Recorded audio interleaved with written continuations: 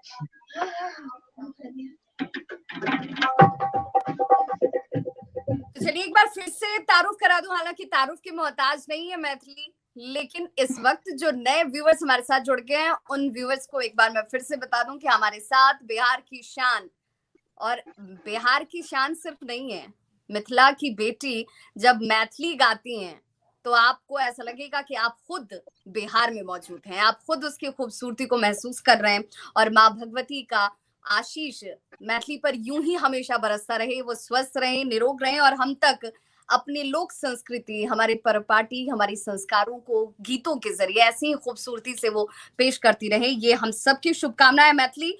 और भाई आपके पीछे आपके दोनों भाई आज बहुत शांत शांत बैठे हैं, अयाची, ऋषभ, सब ठीक है ना? सब बढ़िया है, सब बढ़िया, सब बढ़िया है। चलिए देखिए तो ये देखिए हमेशा से जब भी भाइयों की बात होती है तो बहन बड़ी है तो वो थोड़ी गंभीर रह जाती हैं। चलो ठीक है, कह लो, अभी तो लाइव में कह लेते हैं, बाद में हम निपटेंगे कि कैसे क्या कहना था, तुमने मुझे कहा क्या या नहीं मैंने कहा। मैथिली, चूंकि जब आप प्रभु श्री राम के भजन गाती हैं तो लोगों को ऐसा लगता है कि भगवान खुद साक्षात यहाँ पर हमारे सामने जिस रूप में हम उन्हें महसूस करते हैं वो दिखते हैं। तो बार बार हमारे व्यूअर्स ये भी चाहते हैं कि भाई मैथिली जब आपके साथ मौजूद हैं तो प्रभु श्री राम नहीं छूटने चाहिए, उनका स्मरण नहीं छूटना चाहिए, उनके बोल नहीं छूटने चाहिए। एक प्यारा सा कोई गीत या भजन जो आपको प्रभु श्री राम से जोड़ता है और प्रभु श्री राम सारी दुनिया के लोगों से जुड़ जाते हैं। जी जी जी,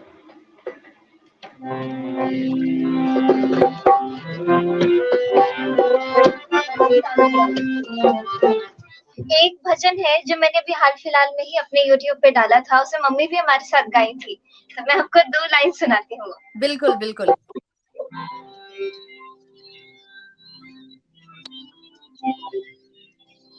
हमारा नहीं कोई रे तेरे बिना राम, हमारा नहीं कोई रे तेरे बिना राम, हमारा नहीं कोई रे, हमारा नहीं कोई रे तेरे बिना राम, हमारा नहीं कोई रे, हमारा नहीं कोई रे तेरे बिना राम, हमारा नहीं कोई रे तेरे बिना राम, हमारा नहीं कोई रे तेरे बिना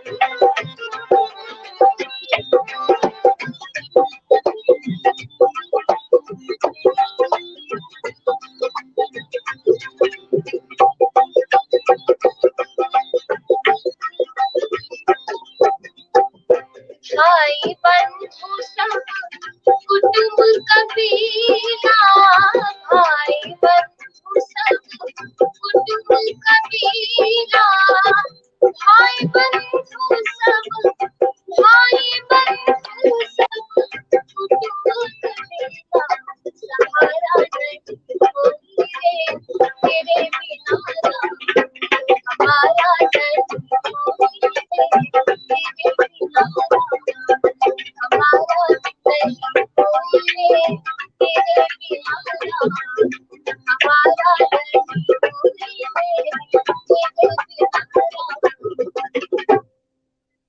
बहुत खूबसूरत। तो देखिए बिल्कुल प्रभु श्री राम के बगैर जीवन की कल्पना नहीं की जा सकती है, और उस जीवन में प्राण वायु कह लीजिए, प्राण शक्ति कह लीजिए, तो प्रभु श्री राम जो है हम सब में और कण कण में वास करते हैं। और बहुत खूबसूरती से प्रभु के इस स्वरूप को, उनकी इस खासियत को मैथिली जो है अपने शब्दों से और जीवंत कर देती हैं और ज्यादा उसे खूबसूरत बना देती है। मैथिली, चूंकि लॉकडाउन का वक्त है, क्या कर रही हैं आप, कैसे इस वक्त में इनोवेटिव, चूंकि आप खुद भी बहुत सारे काम जो है इस दौरान करती रहती हैं, तो क्या इस वक्त स्पेशल प्रोजेक्ट पर आप काम कर रहे हैं, क्या चल रहा है? जी एक बार आप दोबारा रिपीट करें, आपकी आवाज कट गई थी। मैथिली, मैं ये जानना चाह रही थी कि लॉकडाउन में समय किस तरीके से व्यतीत कर रही हैं, क्या कर रही हैं, कोई स्पेशल प्रोजेक्ट जिस पर आप काम कर रही हैं अभी? अभी लॉकडाउन में हम खूब सारा मतलब यही काम सब में इतना ज्यादा व्यस्त है, क्योंकि हम लोग अभी दूसरे घर में, अपने नए घर में शिफ्ट किए हैं, तो आधा समय हमारा वही घर को सजाने में निकल जाता है, और फिर आधा समय में हम लोग यही प्रैक्टिस करते हैं, वीडियोस बनाते हैं।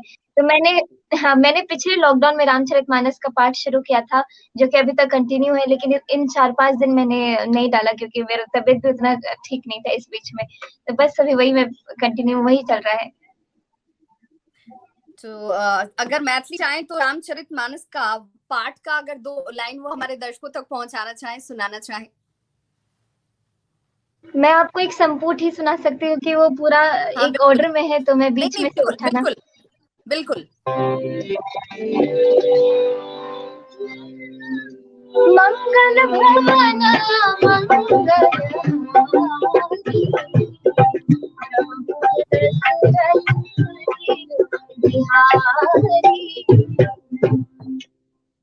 इसके बाद हम दो ही जोड़ते जाते हैं उसमें। बिल्कुल बिल्कुल, लेकिन देखिए चौपाइयाँ। जब आप प्रभु श्री राम की बात करते हैं तो फिर प्रभु हनुमान भी जुड़ जाते हैं, और जैसे अन्योन्याश्रय संबंध है उसके, एक के बगैर दूसरे को और दूसरे के बगैर एक की कोई कल्पना परिकल्पना ही नहीं की जा सकती। मैथिली, चूंकि आप मिथिला से आती हैं, तो मिथिलांचल वासी जो है वो ये जरूर जानना चाह रहे हैं कि भाई मैथिली ने भोजपुरी सुना दिया, मैथिली ने प्रभु श्री राम का वर्णन कर दिया, मैथिली ने दूसरी विधाओं का जिक्र किया, मिथिला की बेटी मिथिलांचल से ताल्लुक रखती है, मैथिली का कौन सा गीत जो है जो वो गुनगुनाना पसंद करती हैं, या उस गीत के जरिए वो अपने आप को और ज्यादा अपनी मिट्टी के करीब महसूस करती हैं? बिल्कुल, मैं आपको एक मैथिली गीत सुनाने जा रही हूँ, जो मेरा बहुत फेवरेट है। कोई भी मैथिली गीत बोलते हैं गाने के लिए, तो 2-3 गाने मेरे दिमाग में आता है, उनमें से एक ये गीत है।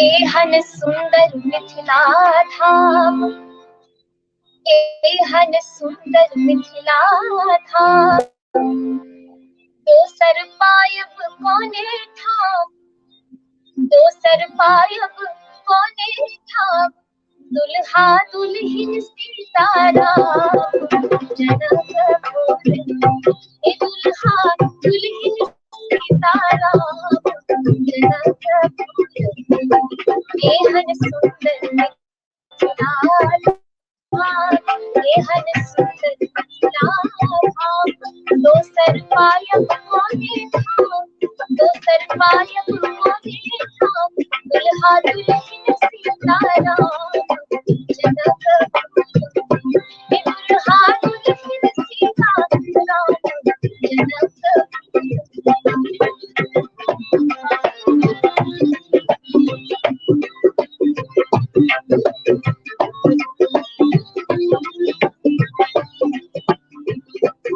बहिन सिया सुकुमारी, बहिन सिया सुकुमारी, किया जनक दुलारी, किया जनक दुलारी, बहिन सिया सुकुमारी, बहिन सिया सुकुमारी, किया जनक दुलारी, किया जनक दुलारी, राम जी कैलाश दुलारी, जनकपुर राम जी कैलाश दुलारी, जनकपुर एहन सुंदर मिथिला धाम, एहन सुंदर मिथिला धाम, दोसर पायब कोने ठाम, दोसर पायब कोने ठाम, दुल्हा दुल्हिन सीताराम, जनकपुर दुल्हा दुल्हिन सीताराम, जनकपुर दुल्हा दुल्हिन सीताराम,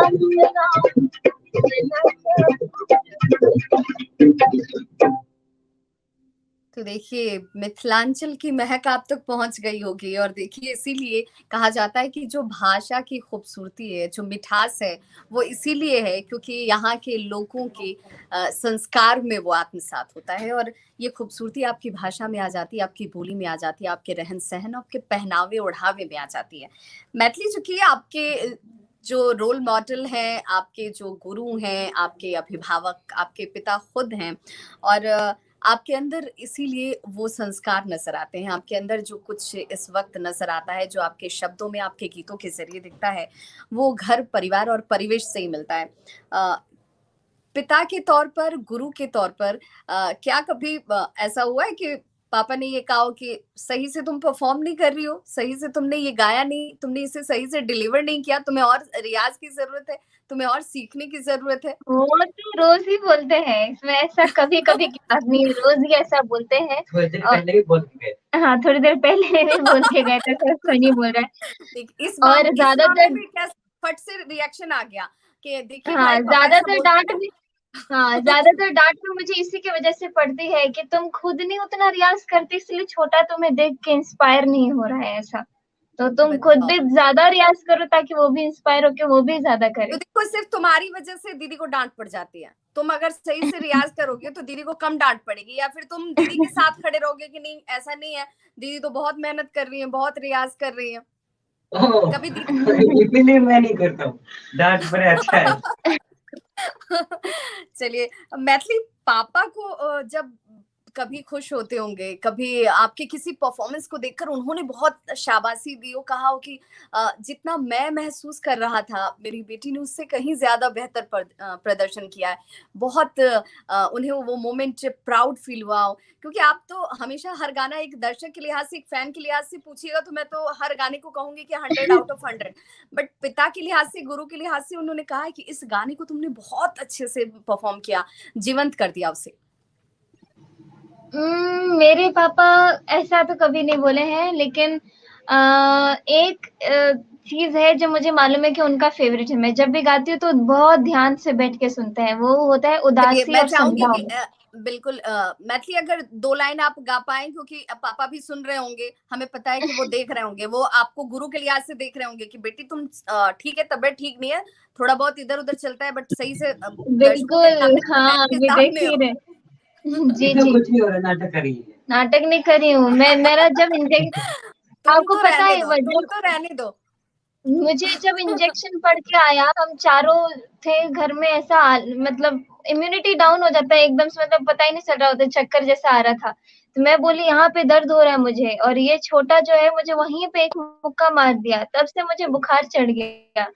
तो ये इतना ज्यादा सारा इस सारे परेशानी है। के तो पीछे का मैं जो आपको मेन मास्टरमाइंड है, वो पीछे बैठे हुए हैं। जरा देखिए, येलो कुर्ते में जो आपको नजर आ रहे हैं ना, वो हमेशा से चुलबुले नजर आते हैं, बट आज वो जानिए कि वो दीदी को किस कदर परेशान भी करते हैं।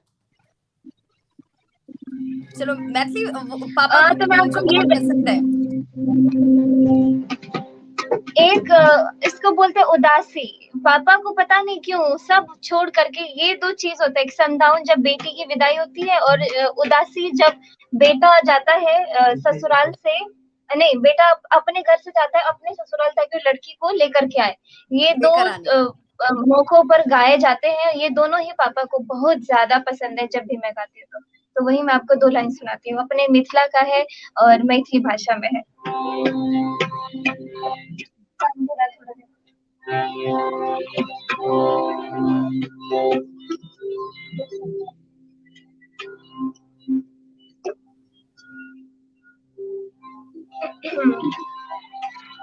सोना भवन केने जाई छेरी जोगिया, जाई छेरी जोगिया, तोरा बीनो रहलो जा।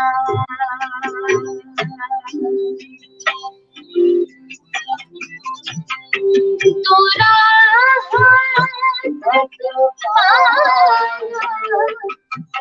जोगिया,